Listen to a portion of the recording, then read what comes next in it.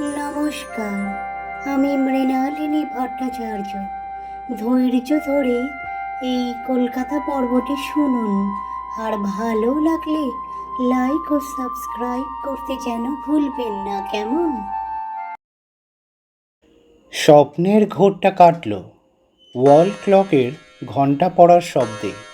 চোখ খুলে ঘড়ির দিকে তাকিয়ে দেখলাম রাত 12টা বাজল। মার্গারেট আমাকে ডেকে গেছে প্রায় 2 ঘন্টা আগে, কিন্তু যে অতীতে আমি হারিয়েছিলাম তার জন্য 2 ঘন্টা খুবই কম। ডায়েরিটা টেবিলের ড্রয়ারে যত্ন করে তুলে রাখলাম। চেয়ার ছেড়ে উঠে মার্গারেটের কক্ষের দিকে গেলাম। বোধ করি মার্গারেট হয়তো ঘুমিয়ে পড়েছে, না হলে আরেকবার ডাকতে আসতো। শয়নকক্ষে গিয়ে দেখলাম টেবিলের সাইডে ল্যাম্পটা জ্বলছে। হয়তো আমি আসবো বলেই জ্বালিয়ে রেখে ঘুমিয়ে পড়েছে।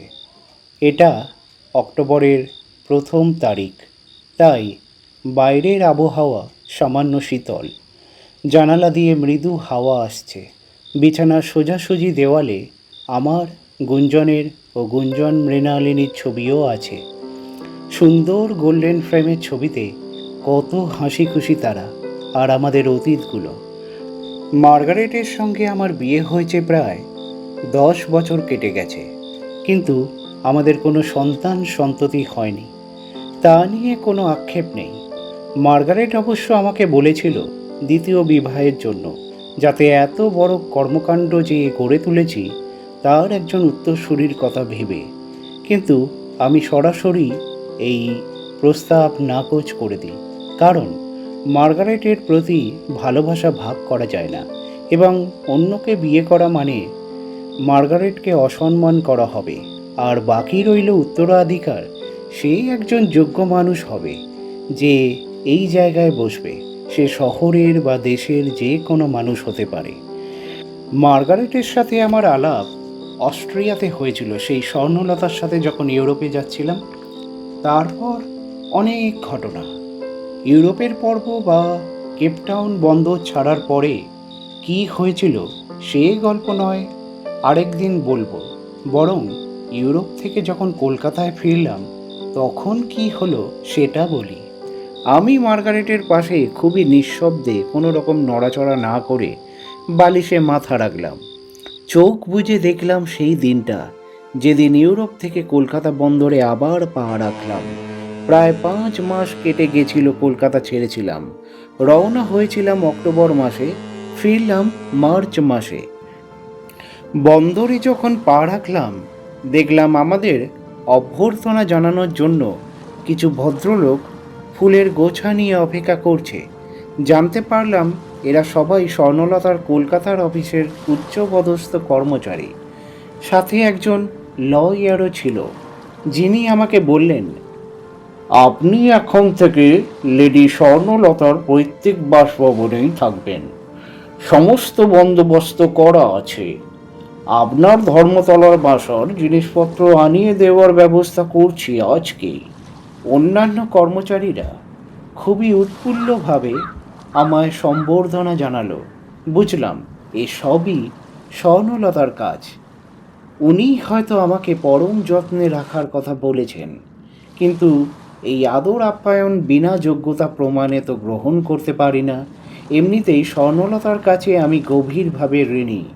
আমি সরাসরি ওদেরকে বললাম আমি ধর্মতলার বাসাতেই থাকবো এখন। ওরা খুব অবাক হলো। আরও বললাম, ম্যাডাম স্বর্ণলতার বাড়ি সেভাবেই থাকুক, সঠিক রক্ষণাবেক্ষণের সঙ্গে, যেমন এটি ছিল। উনি একদিন ফিরে আসবে। একজন বললেন, কিন্তু স্যার, আপনি এখন এই কলকাতা অফিসের কর্মকর্তা, শুধু তাই নয়, কলকাতা থেকে সিঙ্গাপুর, মাদাগাস্কার, সাউথ আফ্রিকা রপ্তানি আমদানি সবই আপনার তত্ত্বাবধানে থাকবে। আর আপনি কিনা থাকবেন ভাড়া বাড়িতে। আমি বললাম, কাজটা হলেই তো হলো, কোথায় থাকি কি এসে যায়। পরে সব কিছুরই বদল ঘটবে, এবং যে বদল ঘটানোর জন্য আমায় আরামদায়ক জায়গায় থাকলে হবে না। যাই হোক, আমরা ক্লান্ত এখন, বাড়ি ফেরা দরকার।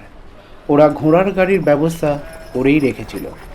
আমি, গুঞ্জন ও মৃণালিনীকে নিয়ে ঘোড়ার গাড়িতে করে ধর্মতলার বাসায় রওনা হলাম। প্রস্থানের আগে ওদেরকে বললাম, কাল সকালেই আমার সাথে দেখা করতে আমার বাসায়। ওরা আগ্রহ নিয়ে জিজ্ঞেস করলো, কিছু কি বিশেষ বন্দোবস্ত করতে পারি? মানে ফার্নিচার বা মোটর গাড়ির ব্যবস্থা ও আরো চাকর বাকরের? আমি বললাম, শুধু কালকে আপনারা সকলে আসুন, আপনারা যারা বোর্ডের মেম্বার হন। মৃণালিনী তার নিজের বাড়ি বিক্রি করেই কলকাতা ছেড়েছিলেন, তাই তার থাকার জায়গা ছিল না। তাই জাহাজে আসার সময়ই বলে নিয়েছি আমাদের সাথে ধর্মতলার বাড়িতে থাকতে। উনি রাজি হয়েছিলেন।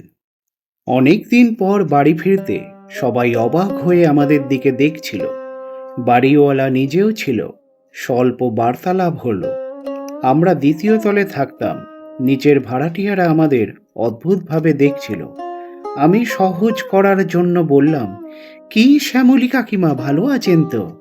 উনি ঘাড় নাড়লেন আর মৃণালিনী ও গুঞ্জনকে দেখতে লাগলেন। ওনার পতিদেব জিজ্ঞেসই করে ফেললেন, বিলেত থেকে মেম বউ নিয়ে আসলেন বুঝি? এই কদর্য রসিকতাটা একটু মানিয়ে নিয়ে বললাম, উনি বউ নন ও মেমও নন, উনি আমাদের বঙ্গেরই কন্যা। মৃণালিনী উত্তরটা দিয়ে দিলেন আমার পক্ষ থেকে একটু মিষ্টিভাবে। আমি ওনার বন্ধু হই। আমি মৃণালিনী ভট্টাচার্য, রারি শ্রেণী, ব্রাহ্মণ কন্যা।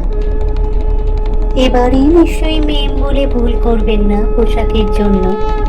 তবে আমার আবার আচার বিচার বলে কিছু নেই, তাই আমার থেকে সাবধানে থাকবেন সবাই। আবার আমাকে ছুলে যাত না চলে যায়।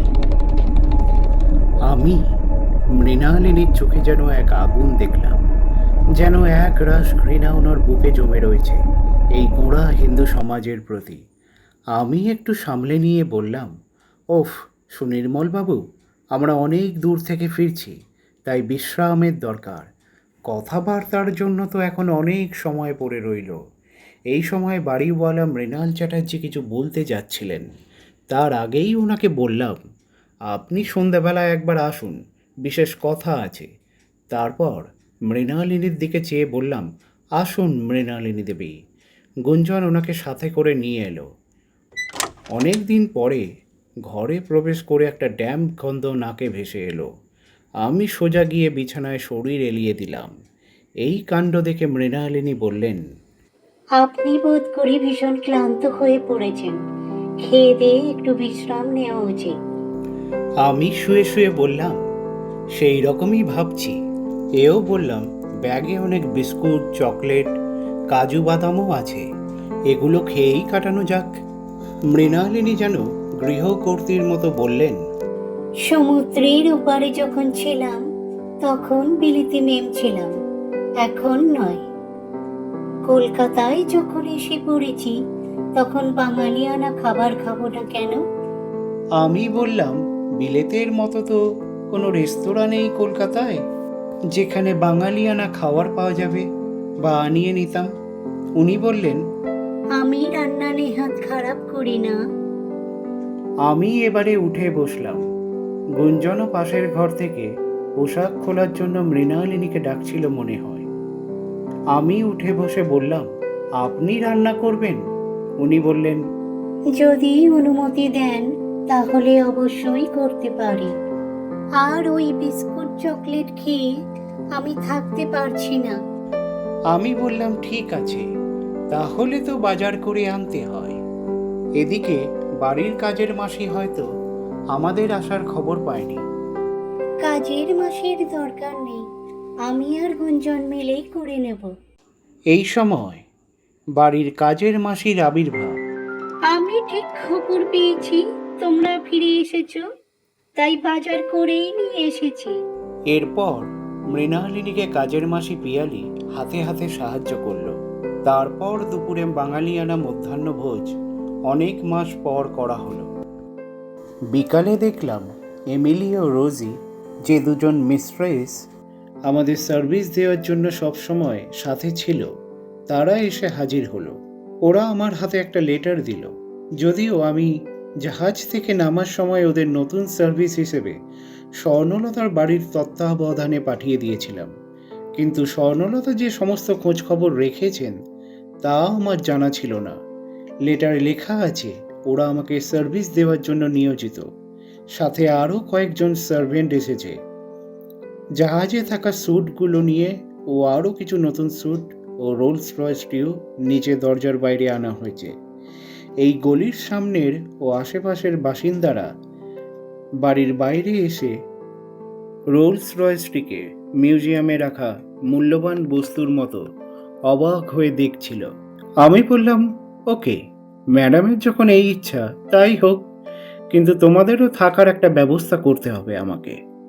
এই কথা শুনে মিস্ট্রেস এমিলি বলল, আপনাকে ও আপনার পরিবারকে সার্ভিস দেওয়াই আমাদের কাজ। বাকি আপনি যেখানে থাকবার বন্দোবস্ত করবেন আমরা সেখানেই থাকব। কিন্তু স্যার, একজন ম্যানেজারও আসবেন যিনি এই সমস্ত ব্যবস্থা করে দেবেন। আপনাকে শুধু তার ডিউটি অ্যাকসেপ্ট করে নিতে হবে, বাকি আমাদের নিয়ে চিন্তা করবেন না স্যার। ঠিক আছে, তবুও এটা কিন্তু জাহাজের রয়্যাল ক্লাস অ্যাটমসফিয়ার নয়, তাই মানিয়ে গুছিয়ে নিও। ওরা বলল, ওকে স্যার। আমি দেখলাম মৃণাল বাবু ঘোরাফেরা করছেন নিচে রোলস রয়েসটির কাছে। আমি এক মিস্ট্রেসকে বললাম, নিচের ওই ভদ্রলোকটিকে ডেকে আনো। মৃণাল বাবু ওপরে এলে মৃণালিনীকে ঘরের মধ্যে দেখে আর প্রবেশ করলেন না। উনি এদিক ওদিক বড়ই দৃষ্টি নিক্ষেপ করছিলেন। আমি ওনাকে সরাসরিভাবে বললাম, ওপরে চিলেকোঠার ঘরটি ও এই তলের দক্ষিণ দিকের ঘরটি অবিলম্বে খুলে পরিষ্কার করানোর ব্যবস্থা করুন। আজ রাত থেকেই লোক থাকবে। আমি ওনার হাতে 100 টাকা দিলাম। ওনার মুখে একটা চওড়া হাসি ও অতি আগ্রহ ফুটে উঠল। আমি আরও বললাম, এই ব্যবস্থাটা অবিলম্বে করুন ও কাল সকালে এই বাড়ির দলিল নিয়ে একবার আসুন। উনি একটু অবাক হয়ে বললেন, দলিল? দলিল কি হবে? আমি বললাম, আহা, কালকে আসুনি না, কালকের কথা কালকেই হবে। সন্ধ্যার মধ্যে চিলেকোঠা ও দক্ষিণ দিকের ঘরটি প্রস্তুত থাকার জন্য ওখানেই মিস্ট্রেসদের থাকার ব্যবস্থা করা হলো। সন্ধ্যাবেলায় যে ম্যানেজার আসার কথা ছিল সে এলো। একজন 26 কি 27 বছরের উজ্জ্বল বঙ্গ যুবক, পরনে ধুতি ও ওপরে জহর কোট, নাম অর্ধেন্দু চট্টোপাধ্যায়। তাকে প্রথমে এক কাজ দিলাম যে এখানে এসে বিদেশি ইউরো কনভার্ট করা হয়নি টাকাতে, তাই ব্রিটিশ ব্যাংক থেকে কাল করিয়ে এনো। আর এই তলের দক্ষিণ দিকে একটা ঘর আছে, যাওয়ার সময় দেখে যেও। সেটায় যথাযথ আসবাবপত্র এনে দিও ও চিলেকোঠার ঘরেও আসবাবপত্র দিয়ে সুসজ্জিত করো। ওখানেই এখন থেকে আমি অফিস করে বসবো ও সমস্ত কাজ পরিচালনা করব ওখান থেকেই। অর্ধেন্দু আমার অর্ডারগুলো ডায়েরিতে তালিকাভুক্ত করছিল, কখন কোন কাজটি করবে। আমি আরও বললাম, সংবাদপত্রে একটা বিজ্ঞাপন দাও, রিয়েল এস্টেট এজেন্টের জন্য লোকের দরকার। 25 থেকে 50 বয়সের মধ্যে লোকের প্রয়োজন। 50 জনকে নেওয়া হবে। অর্ধেন্দু আগ্রহ নিয়ে জিজ্ঞেস করল, বিজ্ঞাপনটা কি কালকের প্রভাতের কাগজেই ছাপার ব্যবস্থা করব? আমি বললাম, সে তো খুবই ভালো হয়। তাহলে আজ রাতেই সংবাদপত্র অফিসে জমা দিতে হবে। আমি বললাম, গোটা 1 মাস ধরে যেন এই বিজ্ঞাপন ছাপে। ও হুকুম পালন করার ভঙ্গিতে মাথা নাড়ল। আমি টেবিলের ড্রয়ার থেকে মানিব্যাগ বের করে 2000 টাকা ওকে দিলাম এই কাজগুলি সম্পাদনের জন্য। স্যার, এই সবের খরচ আমি অফিস থেকে বিল করিয়ে নেব। আমি বললাম, এর মধ্যে কিছুটা ব্যক্তিগত প্রয়োজন, যেমন আসবাবপত্রের চাহিদা, আর এই নতুন প্রজেক্টের টাকা অফিস থেকে বিল করার দরকার নেই। এটার জন্য আলাদা ফান্ড ব্যবহার করা হবে। তাই কালকেই ব্রিটিশ ব্যাংকে একটা নতুন ব্যবসায়িক অ্যাকাউন্ট খোলার ব্যবস্থা করো। বাকি প্রয়োজনীয় লাইসেন্সের ব্যবস্থা আমি করছি। আর যদি টাকার দরকার হয় তাহলে আমার থেকে চেয়ে নিও। এরপর ম্যানেজার অর্ধেন্দু বিদায় নিল। সন্ধ্যার দিকে মিস্ট্রেস রোজি আমাদের জামা কাপড়গুলো ব্যাগ থেকে বের করে গুছিয়ে রাখছিল ও মিস্ট্রেস এমিলি আমার থেকে পারমিশন নিয়ে অফিসিয়াল ফাইলপত্রগুলো চিলেকোঠার অফিসে গিয়ে রাখছিল। আমার ওদের জন্য ভেবে একটু খারাপ লাগলো, কারণ যতই হোক ওরা ইউরোপীয় মেম, তবুও মিস্ট্রেস হিসেবে আমার জন্য কাজ করছে, আমার জন্য এবং আমার পরিবারের জন্য। কিন্তু তবু এই ধরনের পরিবেশ ওদের জন্য যথোপযুক্ত নয়। ওরা জাহাজের রয়্যাল ক্লাস পরিবেশ বা আমরা যে সমস্ত রেসিডেন্সে থেকে এসেছি সেই ধরনের উচ্চমানের রেসিডেন্সে সার্ভিস দেওয়ার জন্য প্রশিক্ষণ পেয়েছে। তাই এই ধরনের পরিবেশ সম্পূর্ণ বেমানান। তাও ওরা স্বেচ্ছায় আমাকে তাদের সার্ভিস দিচ্ছে, হয়তোবা চাকরির খাতিরে, যাই হোক, তাও ওদের জন্য যতটা ব্যবস্থা করতে পারি সেটা আমার নজরে থাকলো। এই সময় আমিও মৃণালিনী ঘরের সস্তার ডিভানে বসেছিলাম।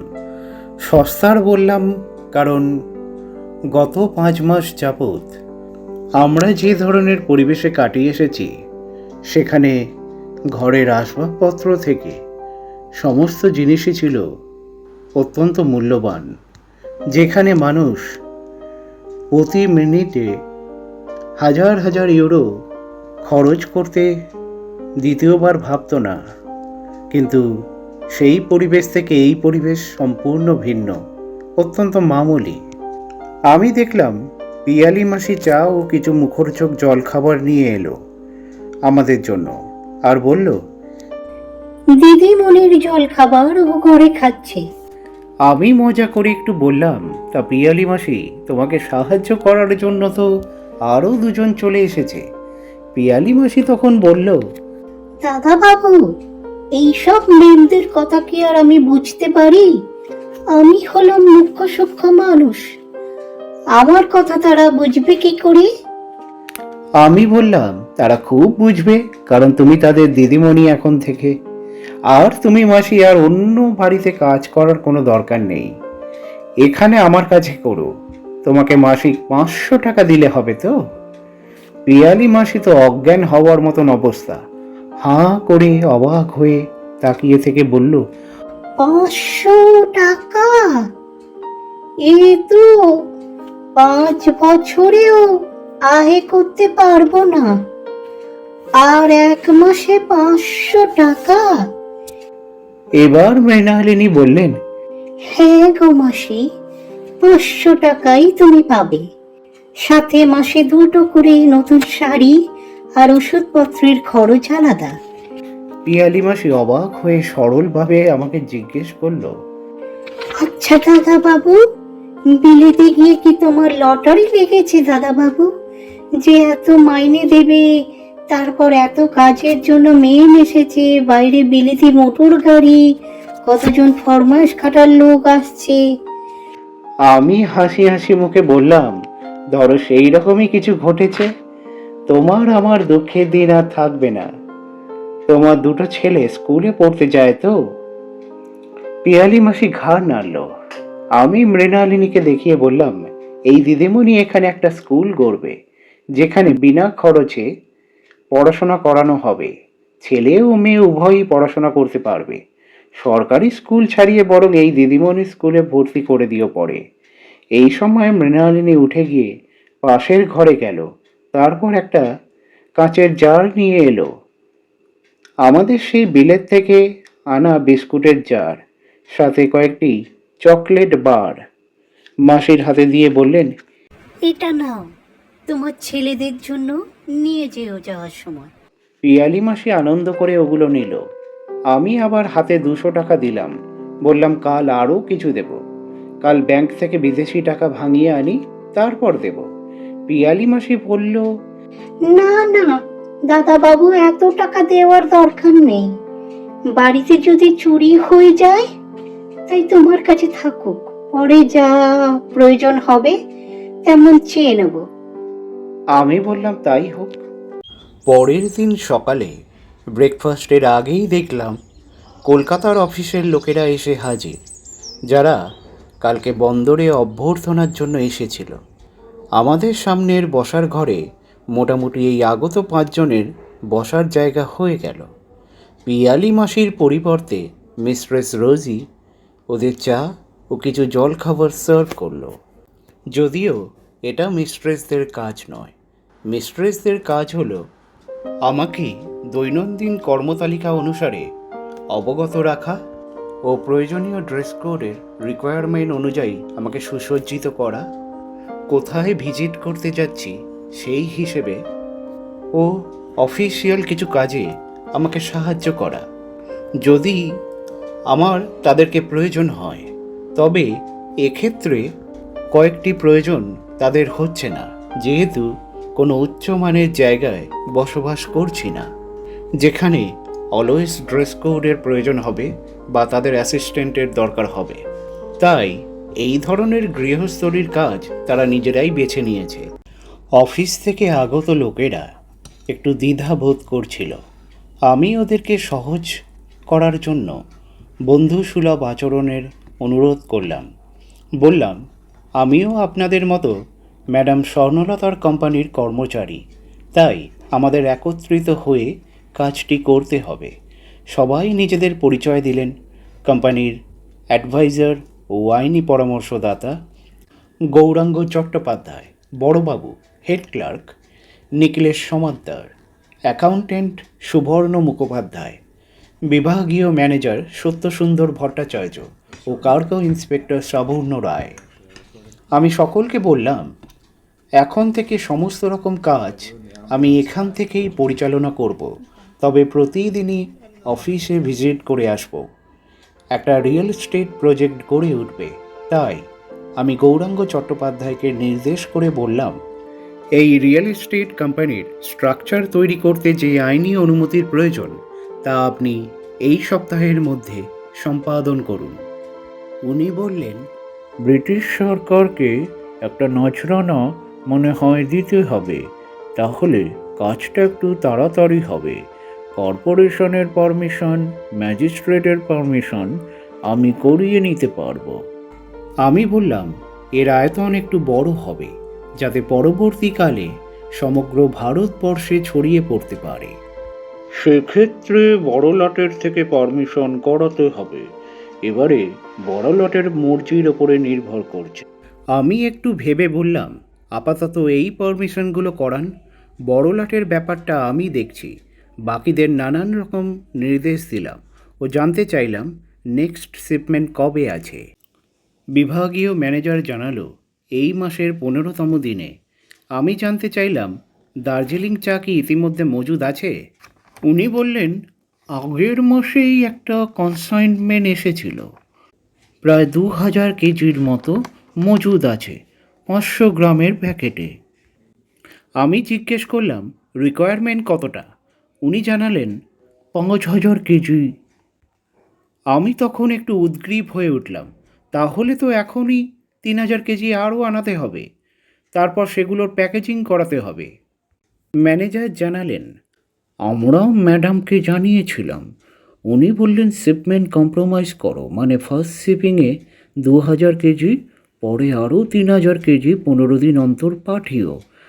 আমি বললাম, এটা একেবারেই পাঠাতে হবে, কারণ শিপিং চার্জ ডাবল করা যাবে না, এতে বেশি মুনাফা করা যাবে। এও জিজ্ঞেস করলাম, দার্জিলিং থেকে আনাতে কত সময় লাগবে?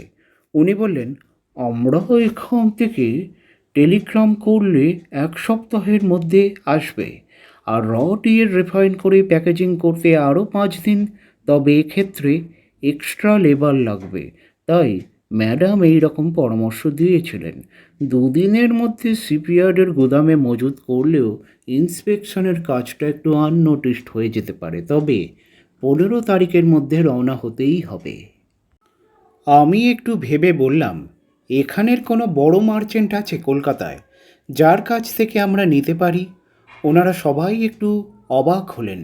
তারপর নিখিলেশবাবু বললেন, সাধারণত লালদিঘি এরিয়ায়, মানে যেটা লালবাজার, ওখানে 2জন বড় মার্চেন্ট আছে। সারা কলকাতার দোকানে দোকানে ও দেশের অন্যান্য প্রান্তে তারাই সরবরাহ করে। তবে দার্জিলিং টি এর পরিমাণ তাদের কাছে কতটা আছে তা অনুসন্ধান করতে হবে। বিশেষত আসামের ও নীলগিরির বাগান থেকেও সেখানে চা আসে, তাই একটা মিক্সড আপের সম্ভাবনা আছে।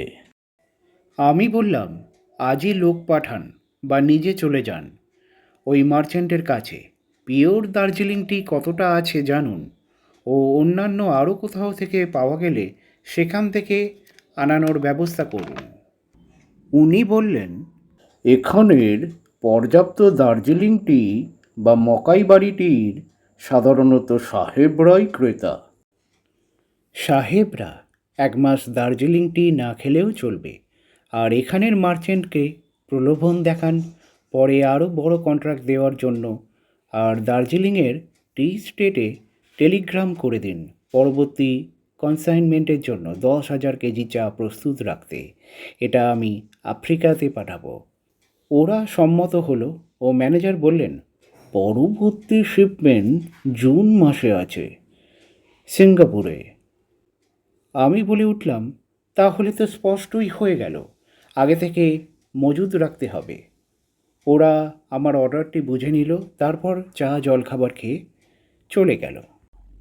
এরপর পার্সোনাল ম্যানেজার অর্ধেন্দু এলো, সাথে পত্রিকাটি নিয়ে এলো।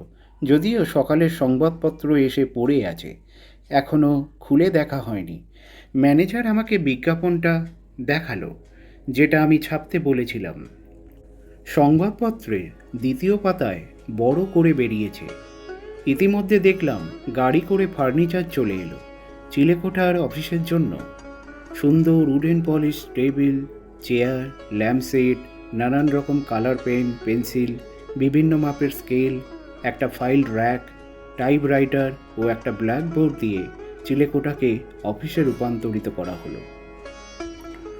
উপরের ঘরে গরম যাতে না লাগে তাই হোয়াইট এয়ার কার্টেন লাগিয়ে দেওয়া হলো ও মেঝেতে কার্পেট পেতে দেওয়া হলো। আমি ম্যানেজারের এই ব্যবস্থাপনা দেখে খুব খুশি হলাম ও মিস্ট্রেসদের ঘরেও দেখলাম প্রয়োজনীয় ফার্নিচার ও প্রসাধনী সামগ্রী আনিয়ে দিয়েছে।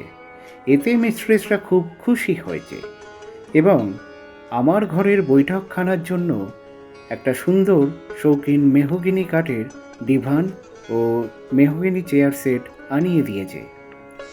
এই ফার্নিচার সুসজ্জিত করতে সমস্ত ঘরে প্রায় 2 ঘন্টা লেগে গেল। সবই অত্যন্ত শৌখিন ফার্নিচার। অর্ধেন্দু দেখলাম আমার কাছে 300 টাকা ফেরত দিতে চাইল। আমি বললাম, এত কিছু কেনার পরেও এই টাকা বেঁচে গেছে? ও বলল, স্যার, যে ফার্নিচারগুলি আমি আনিয়ে দিয়েছি সবই অত্যন্ত দামি ফার্নিচার। সংবাদপত্রের 1 মাসের বিজ্ঞাপনের খরচ 70 টাকা। বাকি প্রসাধনী সামগ্রী, গাড়ি ভাড়া সব দিয়েও এটা বাঁচল। আমি একটু জিভ কেটে বললাম, 5 মাস বিদেশে থাকার ফল, তাই ইউরো ও টাকার তফাৎ বুঝতে অসুবিধে হচ্ছে। অর্ধেন্দু বলল, মাফ করবেন স্যার, আসলে 2000 টাকা অনেক টাকা স্যার। সারা বছরেও এই ইনকাম করা আমার পক্ষে সম্ভব নয়। আমি জিজ্ঞেস করলাম, তোমার মাইনে কত ধার্য করেছে কোম্পানি থেকে? অর্ধেন্দু উজ্জ্বলভাবে বলল, 175 টাকা। এই দিয়ে স্বচ্ছন্দে পরিবার চলে যায়। আমি একটু অবাক হলাম, মনে মনে ভাবলাম, পিয়ালি মাসিকে যদি 500 টাকা মাইনে দিতে পারি তাহলে ম্যানেজার পায় মাত্র 175 টাকা। আমি মনে মনে একটু কুণ্ঠিত বোধ করলাম। তারপর অর্ধেন্দুকে অবাক করে দিয়ে বললাম, না না, ওসব 175 টাকা মাইনে নয়। এ কথা শুনে একটু ভয় পেয়ে গেল অর্ধেন্দু, ভাবলো হয়তো আমি মাইনে কমিয়ে দেব। কিন্তু আমি ওকে বললাম, এখন থেকে তোমার মাসিক বেতন 700 টাকা ধার্য করলাম। অর্ধেন্দুর চোখ বিস্ফারিত হলো। তারপর একই অবস্থা দেখলাম সেই পিয়ালি মাসির মতো, প্রায় সংজ্ঞা হারাচ্ছিল আমার টাকার অঙ্কটা শুনে। আমি ধরে নিলাম ওকে পড়ে যাওয়া থেকে। ও অবাক কণ্ঠে বলল, 700 টাকা মাসিক বেতন? আমি বললাম, হ্যাঁ হ্যাঁ, 700 টাকা, আর এই 300 টাকা তোমার কাছে রাখো। এবার থেকে তোমার মাইনে নতুন স্টেট ফান্ড থেকে দেওয়া হবে। অর্ধেন্দু আমাকে মাথা নিচু করে প্রণাম করতে গেল। আমি বললাম, করো কি? বলল, স্যার, এরকম বেতনের কথা তো স্বপ্নেও কখনো ভাবিনি। আমি বললাম, তাহলে স্বপ্ন পূরণ করে দিলাম, তবে চাকরি ছাড়া চলবে না। অর্ধেন্দু বলল, আজ থেকে আপনার অনুগত কর্মচারী হয়ে শেষ নিঃশ্বাস পর্যন্ত থাকব। আমি বললাম, শেষ নিঃশ্বাসের সময় আগামী 50 বছরেও দেব না, যদিও তখন আমি থাকবো না। তবে তুমি এই এজেন্ট নিয়োগের কাজটা সেরে ফেলো। অর্ধেন্দু বলল, স্যার, পোস্টালে আপনার ঠিকানায় হয়তো আজ রাতের মধ্যেই অনেক আবেদন এসে জমা পড়বে, আশা রাখছি, কারণ দেশে তো বেকারের অভাব নেই। আমি বললাম, সে তো ভালোই হবে। এও বললাম, ওগুলো এলে তুমি উপরের অফিসে আবেদনগুলি শর্টিং করে রেখো, কাল থেকে ইন্টারভিউ শুরু হবে। অর্ধেন্দু বলল, ঠিক আছে স্যার। স্যার, এখন ব্যাংকিংয়ের কাজটা সেরে ফেলি তাহলে। আমি ওকে বিদায় দিলাম। এর মধ্যে এত নানান রকম লোক এ বাড়িতে ও পাড়ায় আসা শুরু করেছে। আশেপাশের বাড়ির লোকেরা ও নিজের ভাড়াটিয়ারা শুধু আমাদের দিকে চেয়ে থাকে। আমি ভাবলাম ব্যাপারটা স্বাভাবিক করা দরকার। এর মধ্যে বেলার দিকে মৃণালবাবু এলেন আমার কাছে, সাথে দলিল নিয়ে এসেছেন। ঘরে আসতে বললাম। উনি একটু সংকুচিত বোধ দেখাচ্ছিলেন, মৃণালিনী আছে ভেবে ও মেম টাইপ মিস্ট্রেসদের দেখে। আমি প্রায় টেনেই ওনাকে ঘরে নিয়ে আসলাম। ও একটা বিদেশি সিগার অফার করলাম। উনি লজ্জা বোধ করছিলেন নিতে, পরে ঠিক নিলেন। পরে খাবো। এবারে আমি আসল কথায় এলাম। বললাম, মৃণালবাবু, বুঝতেই তো পারছেন আমার এখন অনেক দায়িত্ব বেড়ে গেছে ও নানা উচ্চপদস্থ লোক যাতায়াত করছে এ বাড়িতে, তাই অন্যরা হয়তো আপনাকে নালিশ করতে পারে। উনি মিনমিন করে বললেন, তা তো করবি, কিন্তু সামলে নেওয়া যাবে। আমি বললাম, না, আপনি একা সামলাতে পারবেন না, এটা আমি সামলে নেব, তাই আপনাকে এই দায়িত্ব থেকে মুক্তি দিতে চাই। উনি বললেন, মানে বুঝলাম না বাবা। আমি বললাম, আপনার এই বাড়ি ও পাশের আরও 3টি বাড়ি আমি কিনে নিতে চাই। উনি চমকে উঠলেন, তারপর একটু সন্দেহাতীতভাবে বললেন, তো আমি তো বিক্রি করব না। আমি জিজ্ঞেস করলাম, তো আপনার বাড়ির মূল্য কত? উনি অনেক হিসেব করে হাত গুনে বললেন, এই বাড়ির মূল্য 3000 টাকা। আমি সাথে সাথে বললাম, 5000 টাকা দেব, এবারে দেবেন তো? দামটা শুনে ওনার চোখটা চকচক করে উঠল। এতক্ষণ চোখ বুলিয়ে নতুন মেহগিনি কাঠের সুন্দর পলিশ করা ডিভানটায় চোখ বোলাচ্ছিল, এবারে দৃষ্টি সোজা হলো ও ঘাড় অনিচ্ছুকভাবে হলেও হ্যাঁতে রূপান্তরিত হলো। আমি তখন বললাম, কাল তাহলে আপনার অন্য 3টি বাড়ি ও এই বাড়ির টোটাল 4টি বাড়ির দলিল তৈরি করে আমার নামে লিখে দিন, তো 20,000 টাকা পেয়ে যাবেন কালকেই। উনি এবার একটু বেশিই লোভ দেখালেন, বললেন, 20 নয়, আরও 5,000 টাকা দিতে হবে, মানে 25,000 টাকা। আমি বললাম, কলকাতায় এরকম বাড়ির অভাব নেই, এই সুযোগটা তাদের দিই তাহলে। উনি কি বলবেন ঠিক করতে পারছেন না। আমি বললাম, ঠিক আছে, আরও 2,000 টাকা বেশি দেব, 5,000 নয়। বাড়ি ভাড়া দিয়ে সারা জীবনে আপনার এই আয় হতো না, ও উত্তরসূরিরাও আর কত টাকা আয় করত এই বাড়ি ভাড়া থেকে। তার চেয়ে এককালীন এত টাকা পাবেন তা নিয়ে দূরে নতুন কোথাও গিয়ে বাড়ি করুন আর নিশ্চিন্তে বাকি জীবনটা কাটান। উনি বললেন, দূরে কেন? আমি বললাম, দূরে গেলে সাশ্রয় হবে, আর কলকাতার এই কোলাহল থেকে মুক্ত পরিবেশে গিয়ে থাকলে শরীর ও মন ভালো থাকবে। উনি তখন বললেন, তা তুমি তো এগুলো নিয়ে ভাড়া দেবে নিশ্চয়ই, হয়তো বেশি ভাড়া? আমি বললাম, আমি সব বাড়ি ভেঙে গুড়িয়ে দেব, এখানে অফিস হবে, তাই এই সম্পূর্ণ জায়গাটা চাই। যাই হোক, আপনি এবারে রাজি তো? আর আপনার নতুন বাড়ি তৈরি না হওয়া পর্যন্ত আপনি এখানে থাকতে পারেন। উনি তখন জিজ্ঞেস করলেন, কিসের অফিস? এবারে মৃণালিনী একটু সাহায্য করলেন পাশের ঘর থেকে এসে। তা অত খবরই কাজ কি? আপনি আপনার নির্ধারিত মূল্যের চেয়ে 10,000 টাকা বেশি পাচ্ছেন, তাতেই খুশি থাকুন না। জানেন তো, লোভে পাপ, পাপে মৃত্যু।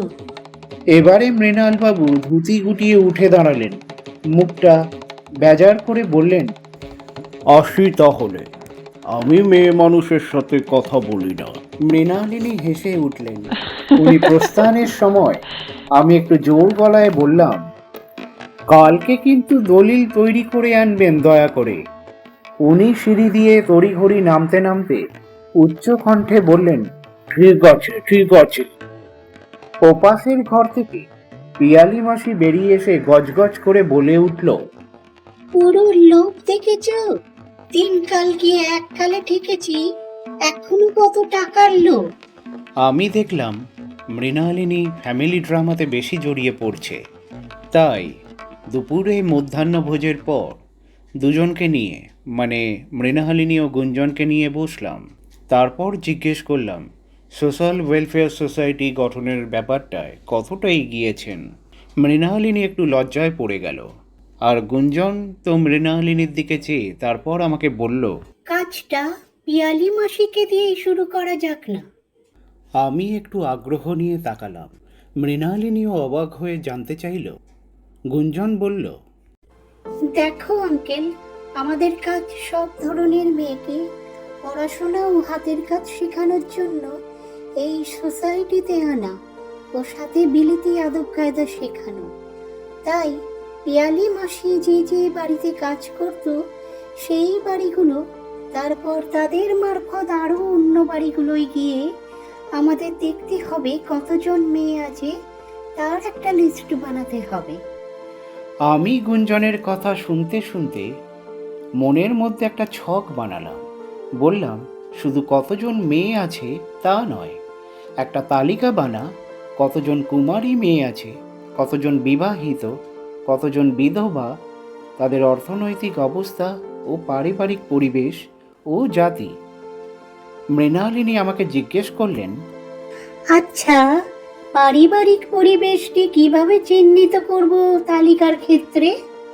আমি বললাম, বাড়ি থেকে যদি সোসাইটিতে পাঠাতে ইচ্ছুক থাকে তাহলে গ্রিন স্টার, আর নেতিবাচক থাকলে রেড স্টার, আর মাঝামাঝি হলে ইয়েলো স্টার। আরও বললাম, এটাও দেখবেন কারা কারা ইতিমধ্যে পড়াশোনা করছে ও কারা কারা আগ্রহী কিন্তু সুযোগ পাচ্ছে না।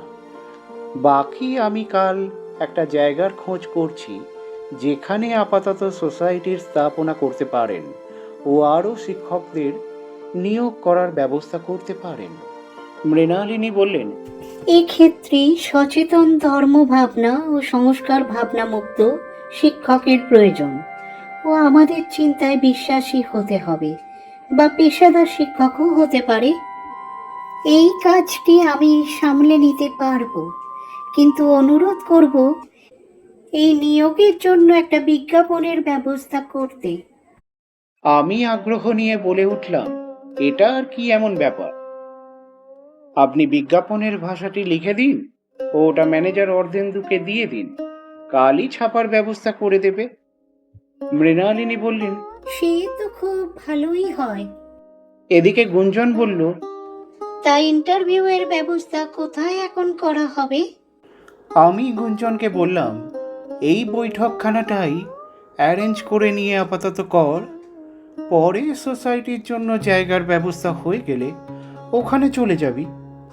এই কথায় মৃণালিনীও সম্মত হলেন ও বললেন, এই ঘরটিতে এখন যা আসবাবপত্র রয়েছে তা যথেষ্ট, তবে শহরের ইন্টেলেকচুয়ালদেরও একটা মতামত নেওয়ার প্রয়োজন, পরে যাতে কোনো রকম ব্যাখ্যা না দিতে পারে ও শিক্ষার্থীদেরও পরিচিত না করতে পারে। আমি বললাম, গুড আইডিয়া।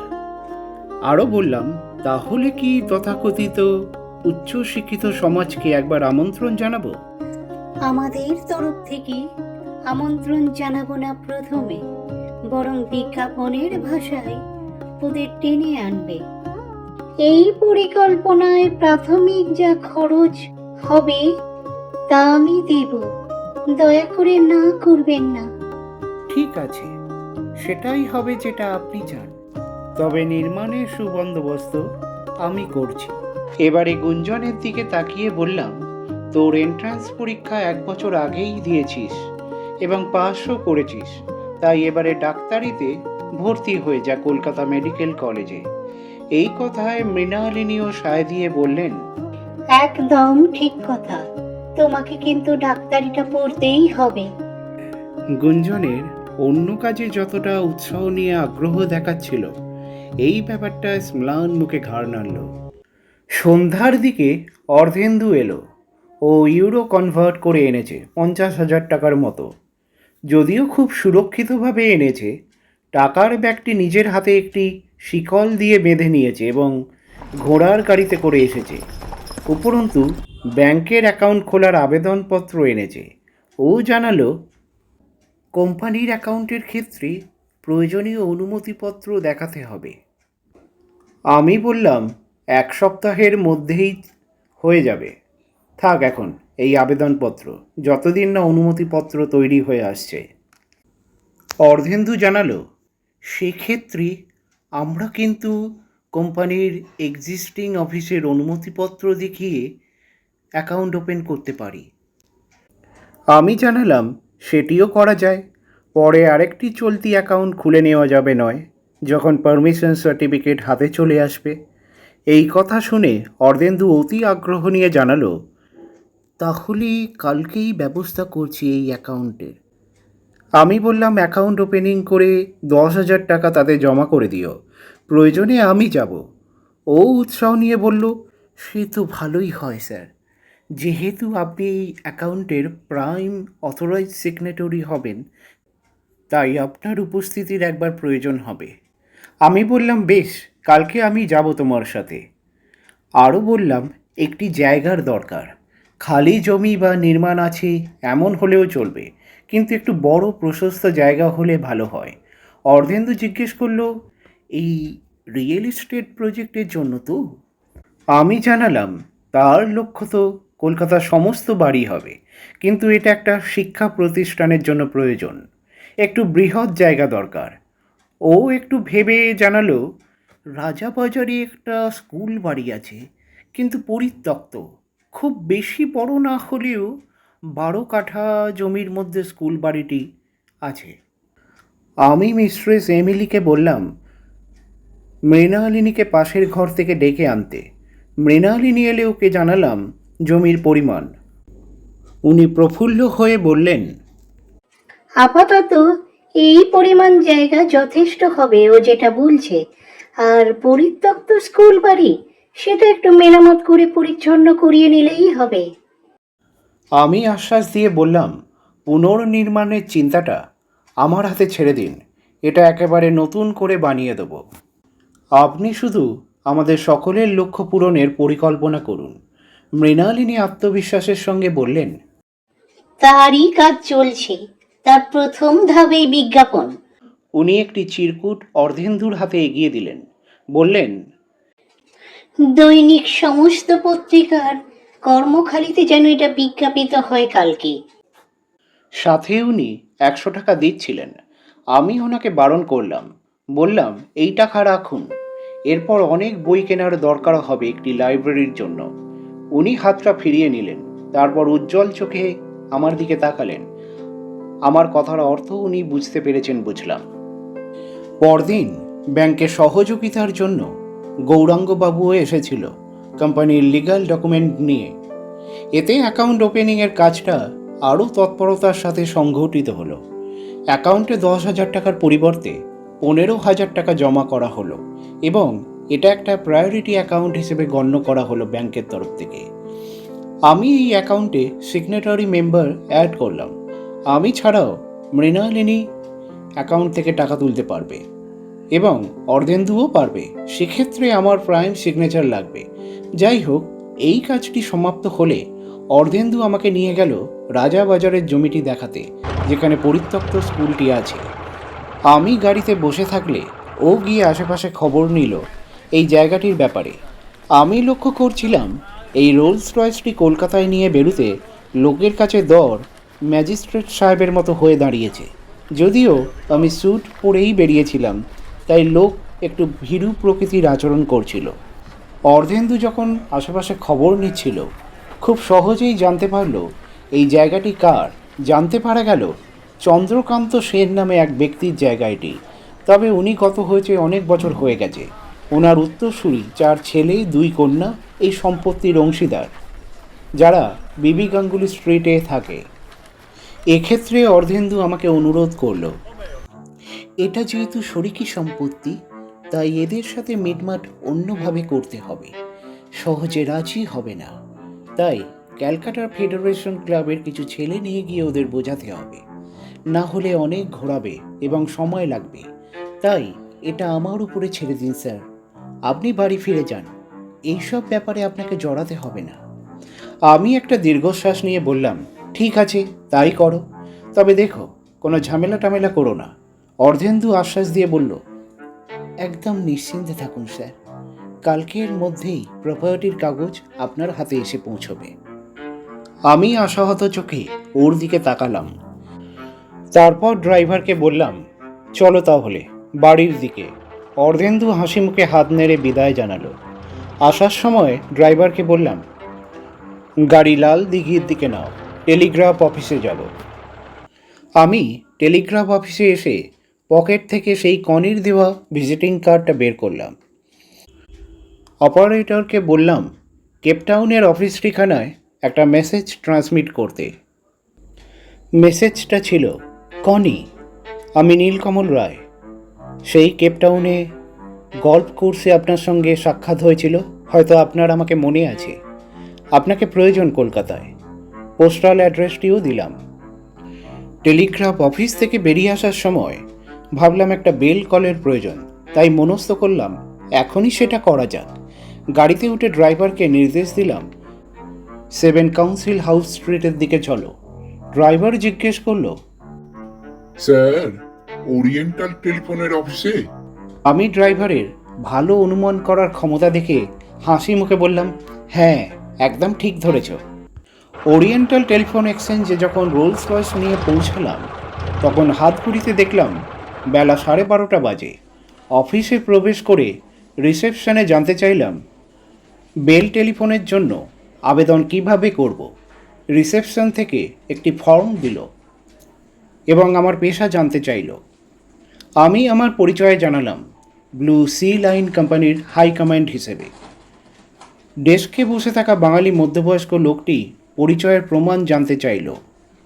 আমি বললাম, কোম্পানির পরিচয়পত্র নিয়ে তো ঘুরে বেড়াচ্ছি না। তবে বলে আমি মানিব্যাগ থেকে সেই ইন্টারন্যাশনাল উইথড্রল কার্ডটি দেখালাম এবং বললাম বাইরে আমার রোলস রয়েসটি আছে। এতে নিশ্চয় প্রমাণ হয় আমি একজন উচ্চ শ্রেণীর উপভোক্তা। যখন দেখল কার্ডটিতে ব্যাংক অফ সাউথ আফ্রিকা লেখা আছে, তাও আমাকে নিরীক্ষণ করলো। আসলে এই যুগে শুধু ধনী ব্যক্তিরাই এই সুবিধা নিতে পারে। সম্ভবত আমার স্যুট পরা দেখছিল। তারপর বলল, এই ফর্মটি ফিল আপ করে দিন ও 200 টাকা জমা করতে হবে। আমি পার্কার পেন বের করে ওনার সামনেই পূরণ করলাম। তারপর ফর্মটির সঙ্গে ওনাকে 200 টাকা দিলাম।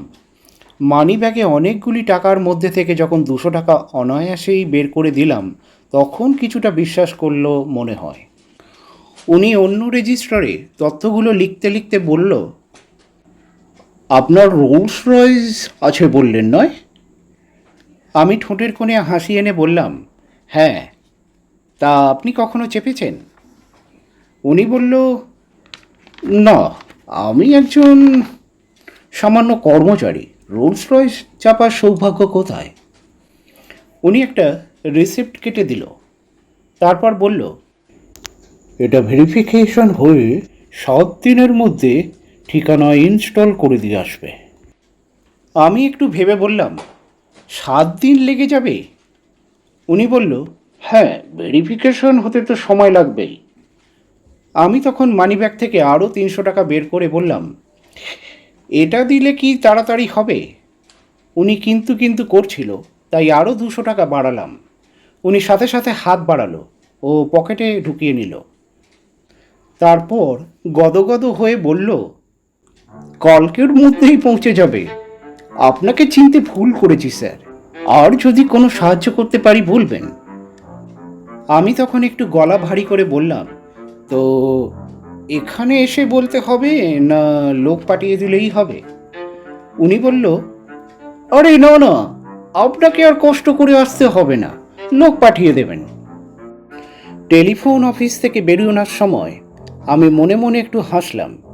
এখানে চারিদিকে মানুষ বিক্রি হওয়ার জন্য বসে আছে, পরে এই ওরিয়েন্টাল টেলিফোন সার্ভিসেও ইনভেস্ট করব কোনো, কিন্তু সে এখন পরের ব্যাপার।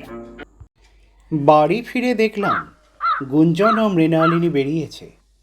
মিস্ট্রেস এমিলি জানালো, বাড়ির ওনার ভদ্রলোক এসেছিল, আর ম্যাডামরা ওই কুক আন্টির সাথে বেরিয়েছে। আমি বুঝলাম কুক আন্টি বলতে পিয়ালি মাসির কথা বলছে। মনে মনে খুশি হলাম, ওরা ওদের কাজ শুরু করে দিয়েছে। আমি চিলেকোঠার অফিসটিতে এবার কাজ শুরু করব ভাবলাম। এমিলি আমাকে জানতে চাইল, স্যার, আপনাকে কি লাঞ্চ দিয়ে দেবো? আমি বললাম উপরের তলায় যাচ্ছি, পরে কফি পাঠিয়ে দিও। এও জিজ্ঞেস করলাম, কিচেনে গ্যাস স্টোভ আনা হয়েছে তো? এমিলি বলল, ইয়েস স্যার, ম্যানেজার স্যার ব্যবস্থা করে দিয়েছে, আর দোকান থেকে লোক এসে ইনস্টল করে দিয়ে গেছে। এখন আমরা কমফোর্টেবল এটা ব্যবহার করতে। আমি এও জিজ্ঞেস করলাম, তোমাদের গ্রসারি ও প্রয়োজনীয় সাপ্লিমেন্ট এনে দিয়েছে তো? এমিলি হাসি হাসি মুখে আমাকে জানালো, yes sir, and thank you sir. আমিও হাসি মুখে ওকে প্রত্যুত্তর দিলাম, ইউ আর ওয়েলকাম। আমি বললাম, ভালোই হয়েছে, তাহলে আমি উপরে যাচ্ছি, কফি পাঠিয়ে দাও। মিস্ট্রেস মাথা ঝুঁকিয়ে আদেশ পালন করার ভঙ্গিতে বলল, এখনই পাঠাচ্ছি স্যার। চিলেকোঠার অফিসে এই প্রথম আমি বসলাম। বেশ শৌখিন মেহগিনি কাঠের চেয়ারের ব্যবস্থা করেছে ম্যানেজার আমার বসার জন্য, ও টেবিলের ওপারে আরও 2টো চেয়ার, আরও 4টে চেয়ার পাশাপাশি ঘরের দক্ষিণ দিকের দেওয়ালে রাখা। এগুলো ভিজিটরদের বসার জন্য। টেবিলে দেখলাম একটা কার্টুন বক্সে এক গাদা পোস্টালে আসা চিঠি। বুঝলাম এগুলো আবেদনপত্র, হয়তো এখনো সর্টিং করা হয়নি। এটা আমিও করে নিতে পারবো। এই সময় এমিলি কফি নিয়ে প্রবেশ করলো, সাথে কিছু বিস্কুট ছিল। আমি মিস্ট্রেস এমিলিকে জিজ্ঞেস করলাম, আচ্ছা এমিলি, তুমি ডাচ ভাষা জানো? এমিলি অসহায়ভাবে জানালো, খুব ভালো নয়। তখন আমি জানতে চাইলাম, আচ্ছা বলো তো, ডাচ ভাষায় ইংলিশ গ্রিটিং ওয়ার্ড ডিয়ারকে কি বলে? ও অনেক ভেবে বলল, বাস্তে স্যার। আর ইয়োর সিনসিয়ারকে কি বলে? এটা আরও ভেবে বলল। ইয়া ওভেক্টে।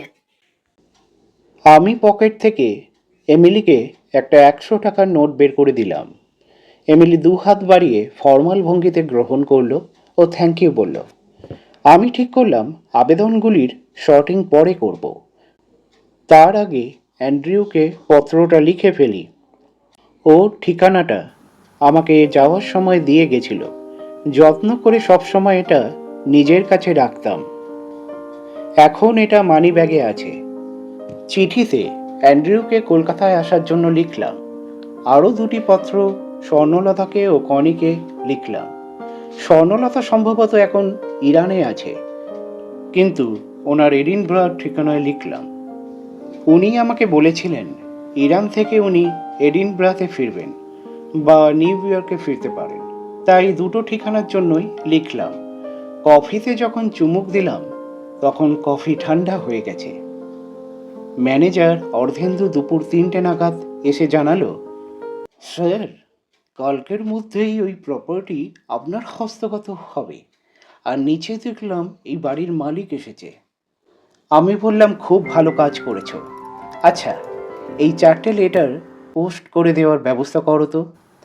আমি বললাম, ঠিকানা তো দেওয়া আছে, একটি সাউথ আফ্রিকা যাবে, একটি হল্যান্ডে যাবে আর দুটি ব্রিটেন ও আমেরিকায় যাবে। এ নাও 200 টাকা রাখো, পোস্টালের খরচ। অর্ধেন্দু ইতস্তত করছিল, বলল, সেই 300 টাকার মধ্যে 280 টাকা আছে। আমি বললাম, ওটা তোমার, এটা রাখো, দেখো আজকেই যেন পোস্ট হয়ে যায়। ও বলল, ওকে স্যার, ওকে স্যার, আমি এখনই যাচ্ছি পোস্ট অফিসে।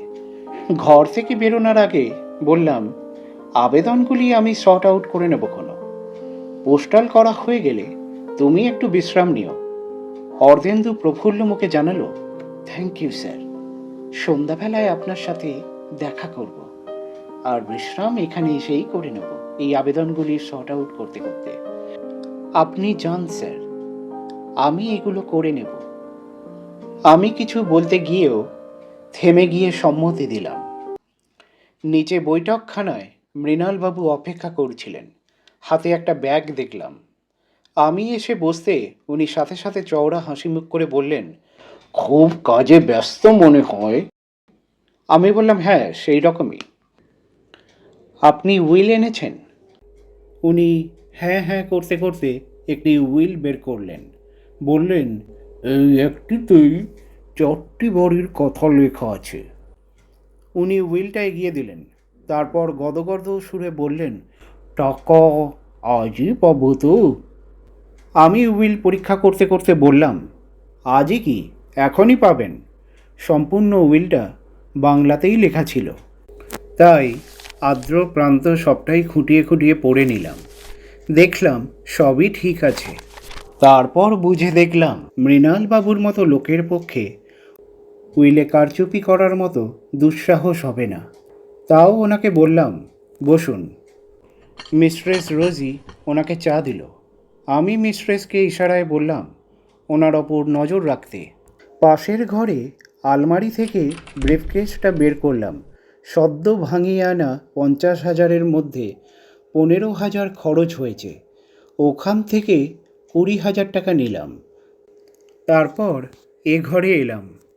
ব্লু সি লাইন কোম্পানির প্যাডের একটি পাতায় একটা স্বীকারোক্তি লিখতে বললাম যে আপনি এই পুরো সম্পত্তি 22,000 টাকার বিনিময়ে আমার হাতে তুলে দিচ্ছেন। উনি প্রথমে সন্দেহাতীত চোখে তাকালেও হাতে টাকাটা দেখে বললেন, ঠিক আছে, এখনই লিখে দিচ্ছি। উনি লিখে দিলে আমি ওনাকে টাকাটা দিলাম। একসাথে এতগুলো টাকা দেখে ওনার চোখ চকচক করে উঠল। আমি বললাম, কাল সকালে একবার আসুন, বাকি 2,000 টাকা নিয়ে যাবেন। উনি মাথা নেড়ে বললেন, ঠিক আছে, ঠিক আছে। উনি সাথে সাথে টাকাগুলো ব্যাগে ঢুকিয়ে ফেললেন। আমি পরামর্শের ভঙ্গিতে বললাম, সাবধানে রাখবেন এতগুলো টাকা। উনি মাথা নাড়লেন, তারপর বললেন, উঠি তাহলে, এই বাড়ির মালিক এখন থেকে তুমি, মানে আপনি। আমি বললাম, ঠিক আছে, ঠিক আছে। আরও বললাম, ভাড়াটেদের এখন জানানোর দরকার নেই, পরে আমি জানিয়ে দেব, শুধু কারো থেকে ভাড়া যেন গ্রহণ করবেন না। উনি জিভ কেটে বললেন, পাগল, এখন এর মালিক তো আপনি। বিকালের দিকে একটু বাড়ির ছাদে গিয়ে দাঁড়ালাম, আশেপাশের বাড়িগুলো দেখতে ও সানসেট দেখতে। যদিও মার্চ মাসের প্রখর রোদ্দুর এই বিকেলবেলায়, তবুও বুকের মধ্যে একটা আনন্দ হলো যে একটা সম্পত্তি আয়ত্তে এলো। এখনো অনেক পথ বাকি।